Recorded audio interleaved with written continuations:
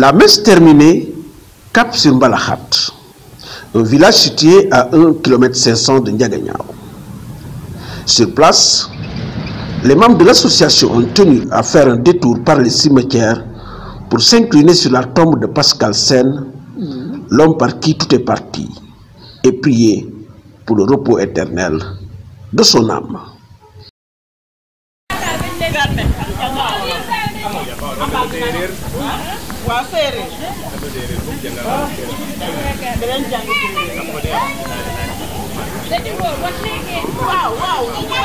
Sur place, l'accueil était chaleureux.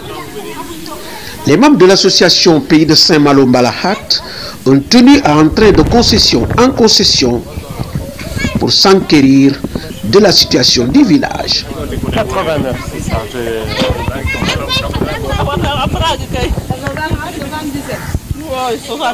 Alors les jeunes, là, ça va bien. 77. Bonjour aux jeunes. Tiens, je lis. 1989. Alors Marianne.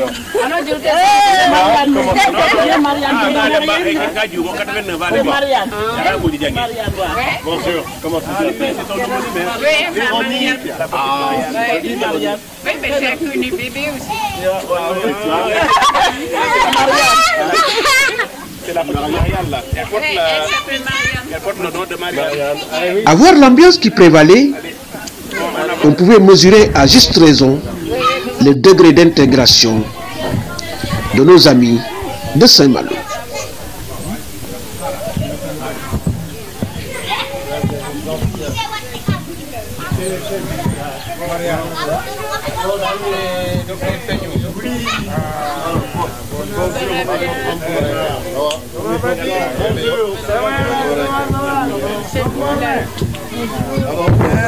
Monsieur Yannick, comment tu vas? Ça va bien. Ok,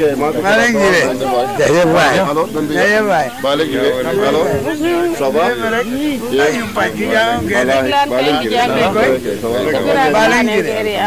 Bonjour,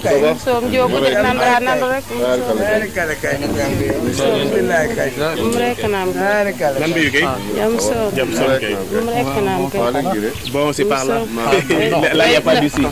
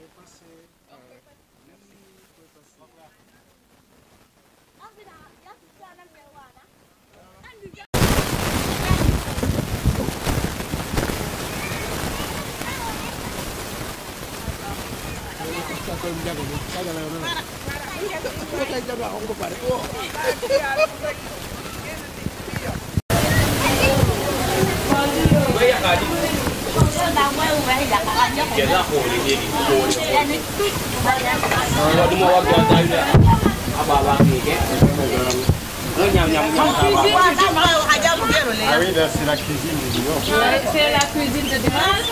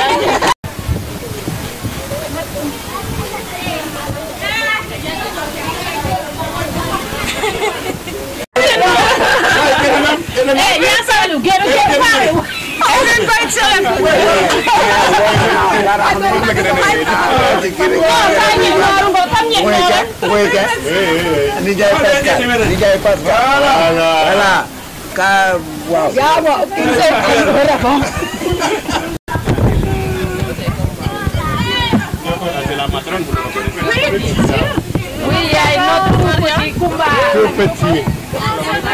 Là, c'est tout petit. Bonjour. Bonjour. Oh, pardon. C'est la matrone? C'est bien ça? Oui, c'est la matrone, oui. Ah, c'est bien. Oui, c'est la matrone. Moi, je suis le Jean-Claude. Le médecin Jean-Claude Peignon.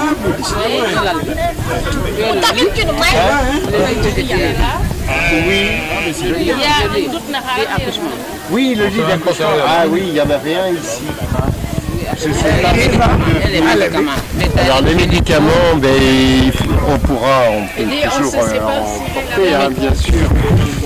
Et là, on n'a pas, pour l'instant, on n'a pas tout ce qu'il faut pour ça, mais on peut en donner. Hein.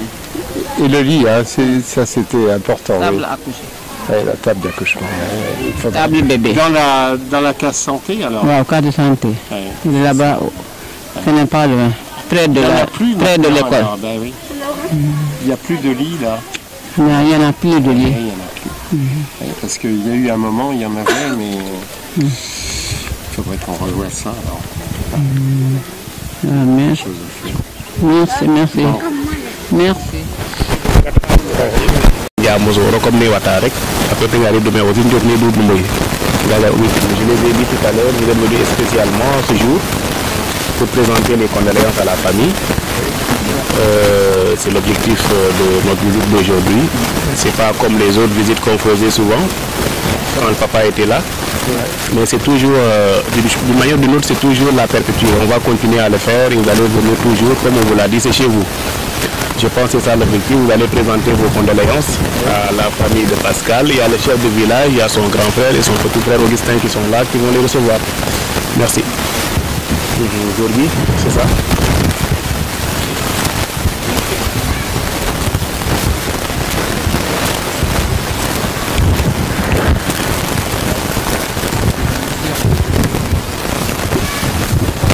Moi, ce que je vais vous dire, c'est que j'ai connu Pascal à Saint-Malo, qu'il avait fait un article dans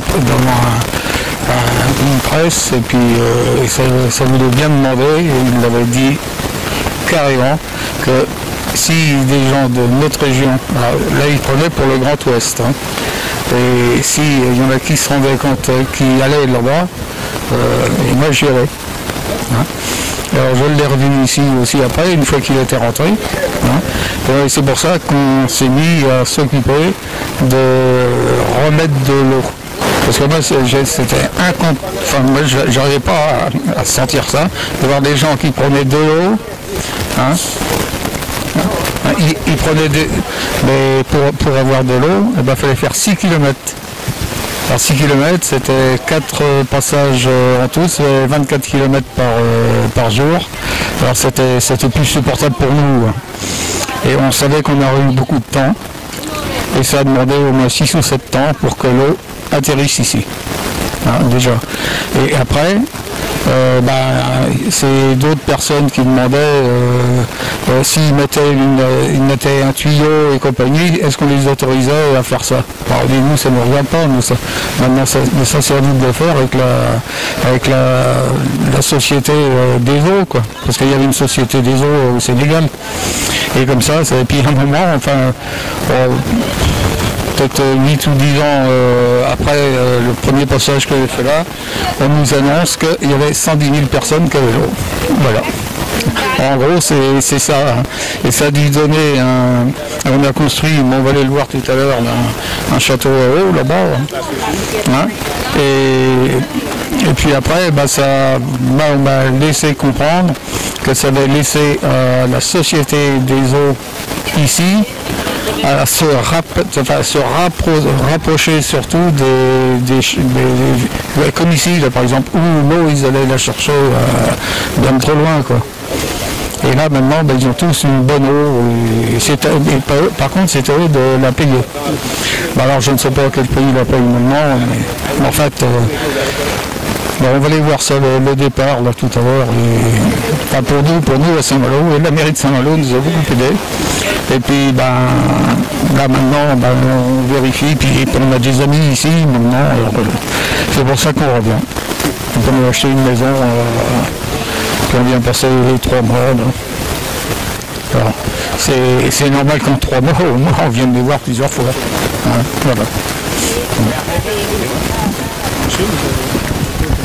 Oui, moi je me suis occupé plus du côté sanitaire des populations parce qu'effectivement quand on a démarré, moi sous l'impulsion de Yannick, cette histoire en 89, et il y avait encore beaucoup de maladies ici, bon il y en a encore bien sûr, mais à l'époque il y avait du choléra. Le choléra c'est la maladie qui est apportée par le manque d'eau et une eau totalement souillée, impure, avec des microbes.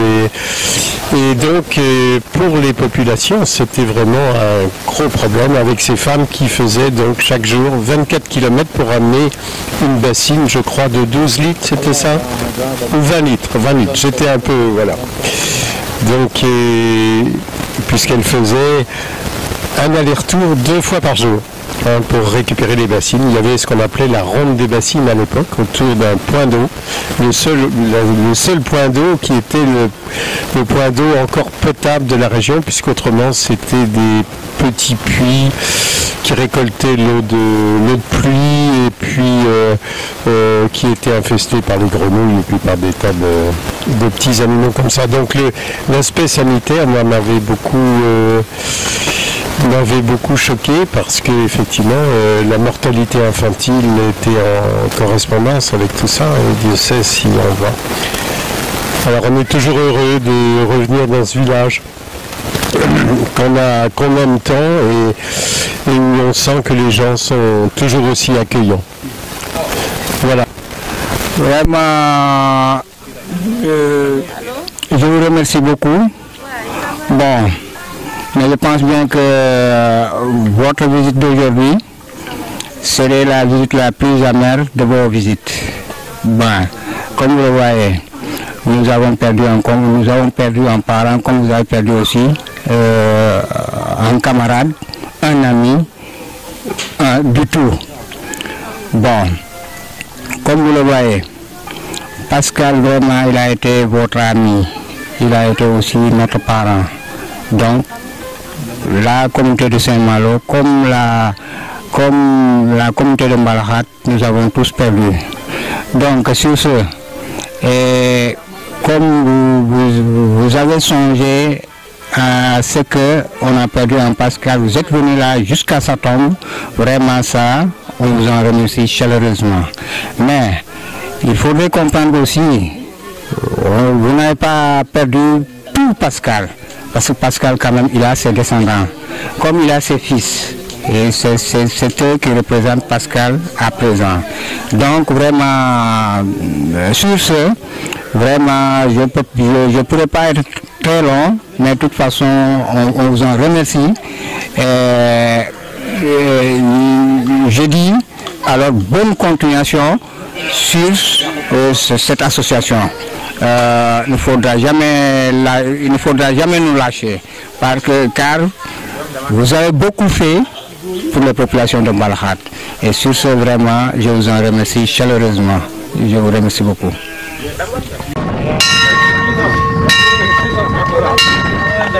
Après la cérémonie de présentation des condoléances, une surprise de taille nous attendait. Une cloche. Mais une cloche pas comme les autres. Figurez-vous que cette cloche a sonné la fin de la Deuxième Guerre mondiale à Saint-Malo. Cette cloche sera suspendue désormais sur la chapelle en construction et va sonner au grand bonheur des fidèles chrétiens de Mbalahat. qui a sonné l'amnistie et la fin de la Deuxième Guerre mondiale en Saint-Malo. Parce que ça a resté que ce cloche. Tout a été bombardé, hein, c'est ça? Voilà. Les Allemands ont été détruite, il n'y avait plus dans la cathédrale. Il n'y avait plus rien. Il y avait plus bon. Il fallait quelque chose pour sonner pour dire que la guerre est finie. Vous pouvez la sonner encore? Oui. Allez-y. Pour que je puisse avoir le son. Voilà, ça permet, voilà. Là, ça devient beaucoup plus visible. Voilà. On peut peut-être croire qu'il y a un nouveau Hitler, alors il faut peut-être arrêter. Ouais, ou bien il y a un décès. Bon, cette cloche, la cloche que vous voyez ici, c'est une cloche qui est venue. Oh, c'est un peu bizarre, mais enfin avec beaucoup de chance. C'est que c'est une cloche qui était la seule qui restait après la guerre, la Deuxième Guerre, et qui a cloché qui a sonné pour tous les Malouins qui restaient, ceux qui restaient encore dans Saint-Malo intramuros, qui étaient très peu. Hein. C'était que Saint-Malo était libéré. Hein. Quelque chose. Hein. Alors c'est une cloche qui a été sortie de l'endroit où elle était. Elle sortait d'un collège. Hein. Lycée privé, Hein. l'institution Saint-Malo. Oui. Oui, c'était l'institution Saint-Malo où il était. Et puis après, bah, oui, il y avait une chapelle aussi, mais c'est la mairie qui l'avait récupérée. Et elle était, parce que il y a eu beaucoup de travaux et toutes les cloches de Saint-Malo intra étaient remises. Hein. Et cette cloche-là, moi j'avais un rendez-vous avec le maire de l'époque. Et puis bah, il dit, mais vous retournez toujours au Sénégal, non? Bah, je dis oui, parce qu'il y a à faire. Et puis il me dit, tiens, il y a un cadeau. Et le cadeau, ça a été ça. Alors, dites-vous bien, tous les gens d'ici, que ça, c'est un cadeau de Saint-Malo-Ville. Hein. Alors, vous avez beaucoup de chance. Hein. Et on compte sur vous pour la remettre sur un meuble, enfin pas un meuble, mais sur une chapelle qui doit se construire encore. Il va peut-être qu'on aide un petit peu pour que ça aille plus vite. Voilà. Sans doute dans les années après. Franchement, il y a des années où je venais 3 fois dans l'année hein, au Sénégal. Bah oui, et c'était uniquement pour ça, c'était pas pour faire du tourisme. Hein.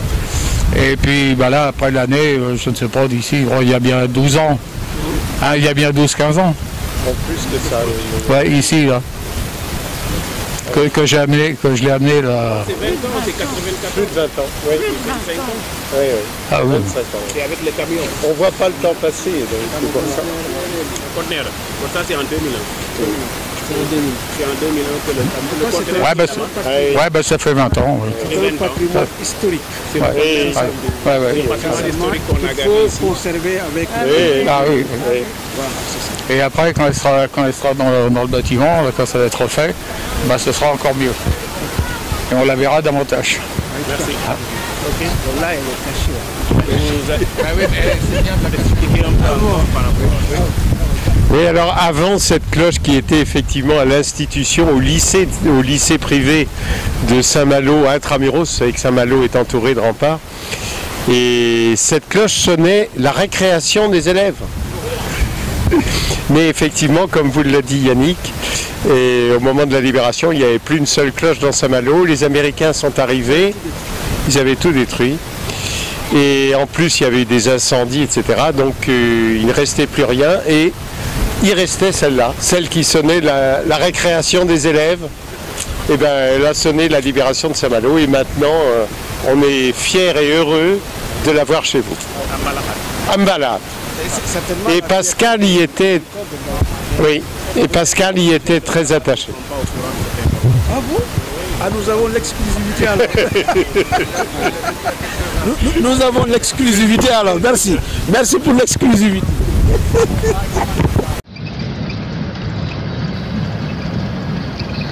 Après cette découverte, l'équipe a mis le cap sur Soussou, un village distant de 8 km. C'est là où l'association a construit le château d'eau.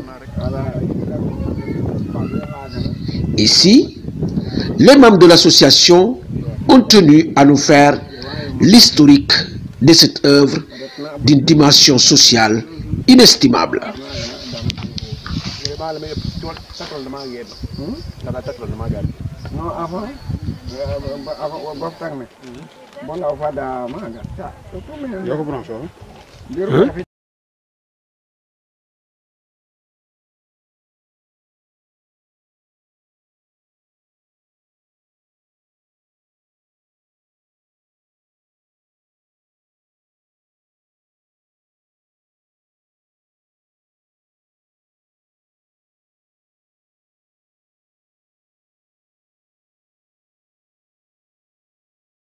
Voilà, donc monsieur Jean-Claude, nous sommes ici au forage de Sousoum.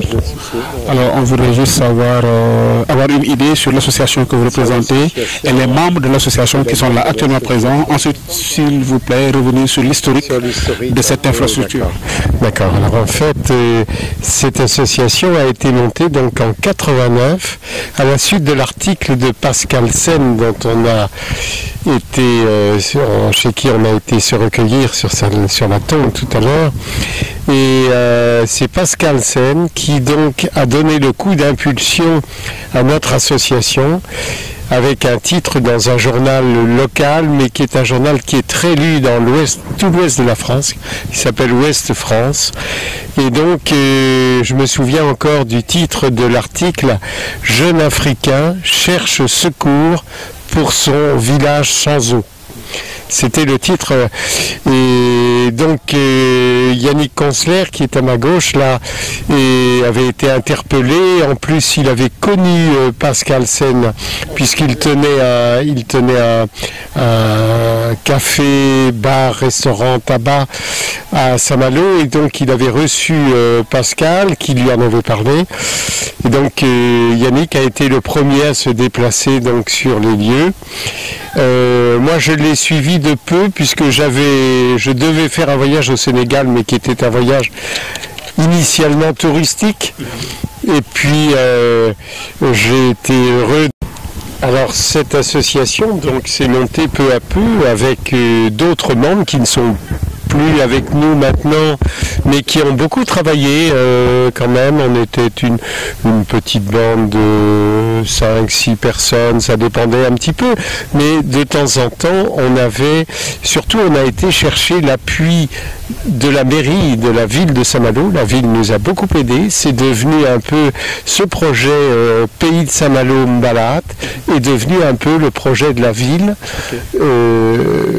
pour effectivement rendre ce service, apporter de l'eau dans une région qui n'en avait pas. Et si je comprends bien, au-delà de l'eau, hein, oui, il y a eu d'autres interventions dans d'autres secteurs du village. Effectivement. Vous êtes intervenu dans le domaine de la santé. Est-ce que vous pouvez un peu parler sanitaire, effectivement, parce que lorsque la première fois je suis venu au village, je me rappelle très bien, c'est Pascal Sen qui m'avait montré les lieux, le village, les différents puits qui étaient des puits, effectivement, comme je le disais tout à l'heure, qui étaient un peu contaminés. C'était des pluies qui arrivaient au moment de la saison des pluies. Mais il y avait un puits, effectivement, qui servait pour tout le village. Donc les conséquences sanitaires étaient réelles. À cette époque, donc 89, 90, et même jusqu'à l'arrivée de l'eau en 95, il y avait encore souvent du choléra.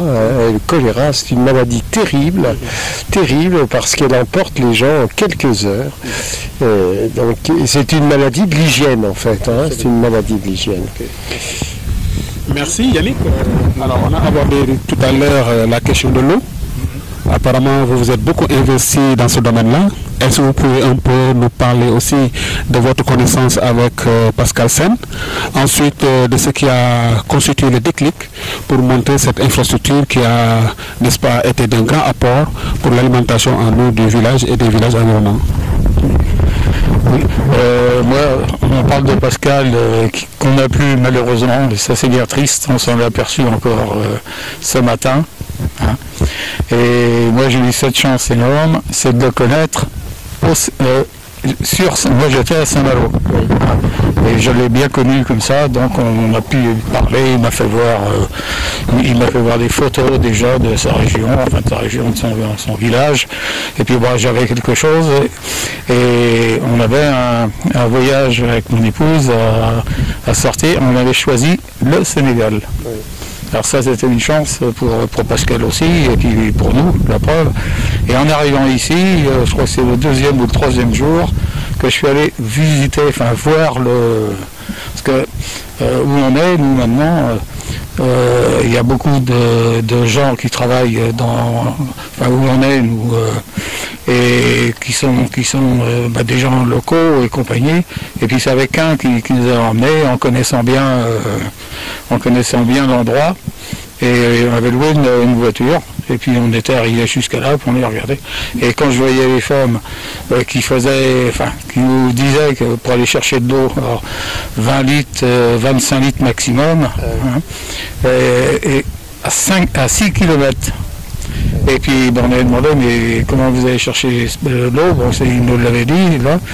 Et puis vous revenez comment? Avec le bidon sur la tête. Il dit, on ne peut rien faire d'autre. Hein. Et puis, il ne le ramenait pas là, hein. Il le ramenait que le soir. Parce que, alors, où ils arrivaient leur appareil vide, ils le déposaient, et il y avait toujours 2 ou 3 femmes qui restaient à tour de rôle pour pousser, pour les remplir, parce que tout le monde ne pouvait pas rester là, ils y auraient passé une demi-journée. Et ils revenaient le soir. Il revenait le soir pour les chercher, donc il n'avait rien à transporter, et il revenait avec le bidon qui était plein, et ils essayaient de pas trop renverser, et voilà le travail des femmes du petit village qu'on avait vu, et en sachant qu'il n'y avait pas que ce village-là, hein, en sachant qu'il y en avait beaucoup d'autres. Et puis ça touche quand même beaucoup. Hein. Et puis là on avait vu, et c'est là où moi j'avais pris la décision, moi de l'avoir prise, la décision que ça ne pouvait pas durer. Et qu'en rentrant à Saint-Malo, j'aurais fait le nécessaire, autant que c'est possible, de trouver des clients ou des amis ou des gens qui comprendront tout à fait bien que ça et qui viennent nous aider pour qu'on puisse faire le nécessaire. Et voilà comment ça a démarré. Et vous avez fait le nécessaire. Et aujourd'hui, au-delà de l'aspect alimentation en eau, vous êtes intervenu dans plusieurs autres domaines. Est-ce que vous pouvez revenir sur ce que vous avez fait dans l'éducation, sur ce que vous avez fait dans le social, ce que vous avez fait dans le parrainage et les autres activités que vous avez peut-être aidé à faire décoller? Pour l'école, lorsque moi je suis arrivé, il y avait un petit bâtiment, et puis il y avait, je sais pas, peut-être, il faudrait leur redemander, mais il y avait peut-être 20, 30 ou 40, mais pas plus. Hein.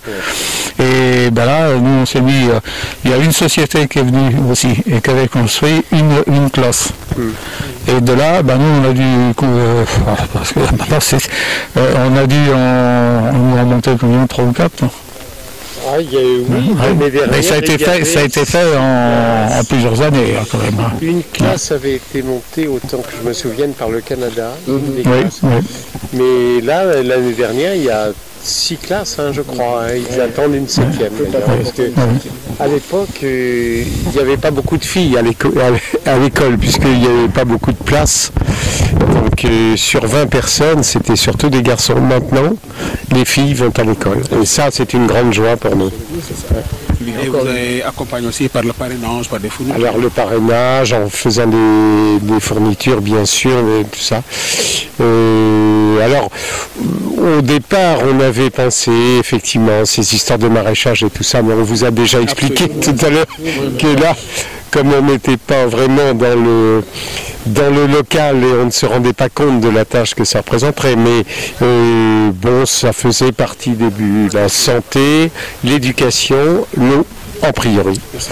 Alors, dans le domaine de la santé, vous avez construit Une carte de santé. Alors il y a une case de santé qui avait été montée effectivement parce qu'il y avait quand même un besoin important et elle a été longtemps tenue par des infirmiers plus ou moins. Bon, on avait envoyé du matériel aussi. Alors je crois que maintenant c'est un peu tombé un petit peu dans l'oubli, c'est dommage. Il faudrait peut-être qu'on se réinvestisse là-dedans, mais on commence à prendre de l'âge, Yannick comme moi, donc ça n'est plus si simple. Bon, mais notre cœur reste là, si on peut encore faire quelque chose, on le fera certainement. Alors tout à l'heure, on a abordé un aspect assez important, hein, parce que vous portez tellement le village dans le cœur que vous êtes venu avec un cadeau qui date de 1944. Est-ce que vous pouvez nous parler de cette cloche-là que vous envisagez d'installer dans la chapelle dans la chapelle. Donc effectivement, cette cloche qui est un symbole, elle nous a été donnée, Yannick a dit qu'il l'avait eu, offerte par le maire, mais plus directement par le curé. Un des curés de l'institution, le père Letellier. Le père Letellier qui était dépositaire, puisque je vous ai dit que cette cloche servait à sonner la récréation des élèves. Et donc le père Letellier a dit, bon, vu maintenant on a des sonneries électriques, on est heureux de donner cette, qui sera un peu le symbole de l'action de Saint-Malo, avec toute son histoire derrière. Effectivement, cette cloche a sonné la libération de la ville. Alors je crois que c'était en août 44. C'était en 44, c'était au mois d'août 44. Saint-Malo avait beaucoup résisté parce que, oui, elle a été offerte à la mairie. C'est la mairie qui l'a offert. Saint-Malo avait beaucoup résisté et les Américains ont eu du mal. Ils sont restés 15 jours pour détruire les installations allemandes, etc. Donc c'est tout un symbole. Vos compatriotes ont aussi combattu, alors à la Première Guerre, bien sûr, ce qu'on appelle la Première Guerre, la guerre de 14. Hein, combien de tirailleurs sénégalais sont venus ici? On s'en souvient aussi. Pour nous, c'est un grand souvenir. Et puis en 40, malheureusement, la guerre a été très courte pour nous. Elle a duré 3 semaines.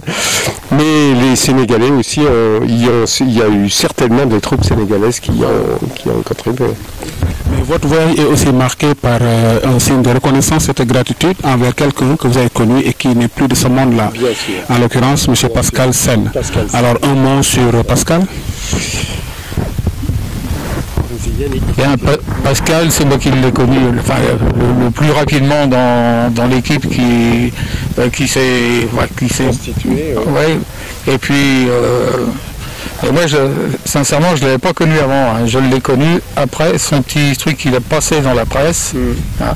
Et puis, mon épouse m'a dit, tiens, puisqu'on va au Sénégal, tu vas le voir. Je dis, oui, je vais y aller. Je suis allé comme ça. Et puis, en sortant, j'avais bien dans la tête que j'aurais eu tort de ne pas y aller. Alors là j'y suis allé et puis je lui ai dit ce que nous on pouvait tenter de faire. Et puis quand il est reparti, il m'a dit on pouvait demander à son épouse parce qu'elle est là. Hein. Et certainement qu'il a dû raconter tout ça à son épouse. Hein. Et puis c'est qu'il avait à peu près qu'il était content d'avoir trouvé un Malouin et lui en avoir parlé et que le Malouin lui a dit on fera tout ce qu'on peut. Hein, voilà, ça a commencé comme ça. Et puis moi l'année, je suis venu. Lui il était encore en école à Saint-Malo, il était à l'école de marine. Et puis on est quand même venu ici dans le petit village là, et puis j'ai vu les parents, les enfants, il n'y avait pas tous les enfants qu'il y a maintenant. Et puis ça l'a rassuré aussi, peut-être un peu, mais ça elle va pouvoir le dire maintenant. Et puis en fait les premiers coups.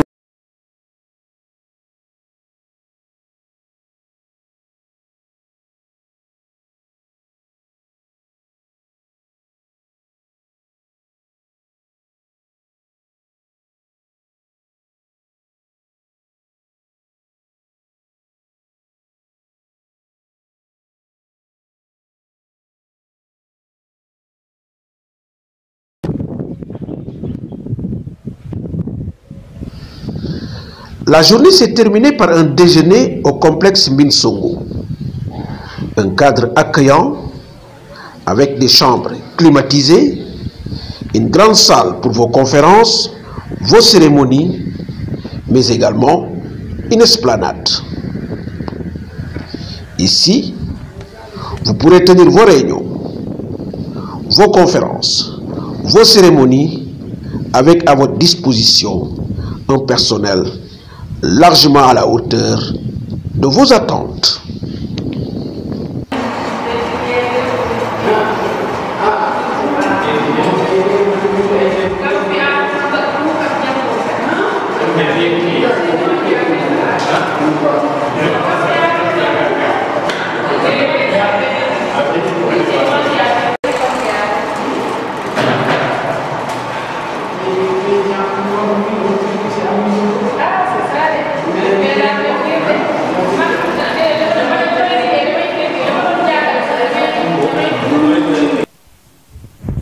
Bonsoir Jean-Claude Peignon, bonsoir Yannick. Il y a Marianne et Anne-Marie aussi, cadre, n'est-ce pas, d'une visite aux populations de Ndiaganiao et d'Ambalahat, déjà à l'église, n'est-ce pas, pour assister et participer à la messe et avoir une pensée pieuse à la mémoire de Pascal qui a été votre ami. Ensuite, une toute petite visite et un pèlerinage sur la tombe de Pascal, votre ami. Ensuite, à Sousoum, n'est-ce pas, au château d'eau que vous avez réalisé il y a quand même des dizaines d'années pour quand même permettre aux populations locales et aux femmes quand même de profiter de l'alimentation en eau. Et là actuellement on est au complexe Mbin Songo après avoir mangé. Alors il nous faut au terme de cette visite-là faire un tout petit résumé, une conclusion de la journée. Alors si aujourd'hui vous aviez en tiré une conclusion de cette journée-là, alors quelle serait cette conclusion? Écoutez, je vous dirais pour moi qu'il y a deux aspects très nets. C'est une journée qui est marquée par la joie de se retrouver au sein de Mbalahat, de voir les réalisations qui ont été faites et de voir que dans l'ensemble les choses sont bien installées. Et un deuxième aspect, bien sûr, c'est le souvenir. Le souvenir de Pascal, qui nous a certainement beaucoup marqué, qui a été l'initiateur de ce projet. C'est lui qui nous a entraînés, je dirais, dans cette aventure. Et donc, c'est les deux aspects de la journée que je retiens pour aujourd'hui. À la fois la joie et à la fois le souvenir. Bénédicte, son épouse, est là avec nous. Et pour nous, c'est important. Merci beaucoup Jean-Claude. Alors Yannick, est-ce que vous pouvez revenir un peu sur ce qui a déclenché cette forme de collaboration depuis le début en 1989, quelque part à Salano, hein? C'est Saint-Malo, quelque part à Saint-Malo, après une publication de Pascal Sen dans un article local.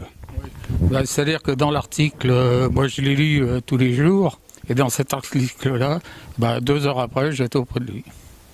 Voilà. Et il était toujours à l'école à Saint-Malo, l'école maritime. Et puis, il m'a expliqué pas mal de choses. Et puis, il m'a montré des photos qu'il avait. Et moi, j'avais, avec mon épouse, on disait que c'était décidé qu'on aille faire un tour au Sénégal, où je n'avais jamais été. Et puis, en arrivant là, en sortant de l'hôtel, on avait demandé. Puis, il y a 2 ou 3 de cette région ici, là, qui sont venus... nous on avait pris un véhicule et puis qui sont venus pour nous indiquer où aller. Parce que moi tout seul, c'est certain que j'aurais pas dû trouver. Hein.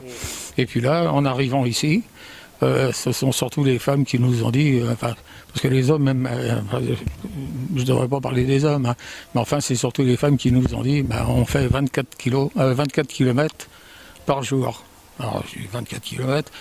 6 pour emmener les bassines pour mettre parce qu'ils ne peuvent pas rester sur place. Hein. Il y a des femmes qui sont, il y a 3, ils nous avaient dit, il y a 3 femmes qui restent pour les remplir. Et c'est à tour de rôle. Et puis on revient les chercher, mais sans rien, parce qu'on va revenir avec ça à la tête, sur la tête. Et ils sont revenus aussi sans rien. Sauf que quelquefois, ils ramassaient des morceaux de bois, et puis c'est pour les cuisines du midi. Et voilà. Hein. Et tout ça, quand moi j'ai entendu ça, puis que c'était pas, pour moi personnel, mais je pense que pour beaucoup, c'était pas normal, quoi. 24 km pour avoir 25 litres d'eau. Alors c'est 1 litre au kilomètre. Hein, c'est payé un peu cher. Hein. Et puis, bon, ben, on a commencé à faire ça. Quand je suis rentré de vacances, parce qu'elle était toujours en Angleterre, enfin, était toujours chez nous, à Saint-Malo, enfin, chez nous, à son école. Et puis, on s'est revus. Et puis là, ça a été autre chose. J'ai compris ça encore d'autres fois. Et puis là, c'est là où j'ai eu des amis. Mon médecin, qui lui est venu aussi. Et puis après, on est venu plusieurs fois ensemble. Et puis, non, il a fallu, nous, on avait. Et la première des choses, alors il y a des gens qui ne comprenaient pas, c'est moi j'avais pris l'envie de le faire. On avait pratiquement l'argent suffisant pour construire le château d'eau. Mais pour construire que le château d'eau. Je t'en avais parlé. Hein. Et puis un jour, je reviens.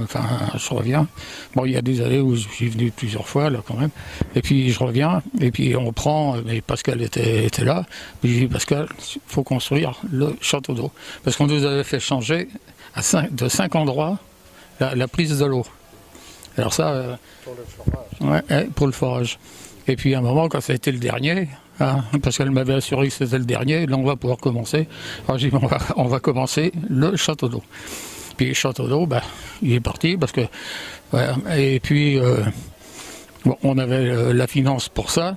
Et puis il y en a chez nous, à Saint-Malo, qui disaient mais pourquoi vous construisez ça et après je dis mais pourquoi tu nous emmerdes, enfin excusez-moi, tu nous embêtes de nous parler de ça. Parce que nous, dès l'instant où on construit ça, ça va nous obliger à continuer. Et c'est ce qu'on a fait. Et ça ne nous a pas obligés. Hein, parce que là, il y a des boutiques plus grosses qui nous ont aidés. Hein, aider la mairie de Saint-Malo. Alors ça, on n'en parle pas trop, parce que autrement, ça pourrait arriver à d'autres associations qui vont se plaindre. Hein, et comme ça, et c'est pour ça qu'on a... et en plus, comme il nous restait... Et entre-temps, on s'était occupé des écoles. On s'était occupé des écoles, on avait dû en construire 2 à ce moment-là. La petite cabane de casse-santé, hein, ça aussi. Et puis, nous, on avait... Et quand on a eu fini, on dit, on a réussi. Et il y en a plein, après ils sont venus, on dit, non, vous étiez gonflés, les gars. On était gonflés, mais va faire un tour là-bas, ils vont t'embrasser. Voilà. Merci beaucoup Jean-Claude, merci beaucoup Yannick. Merci messieurs.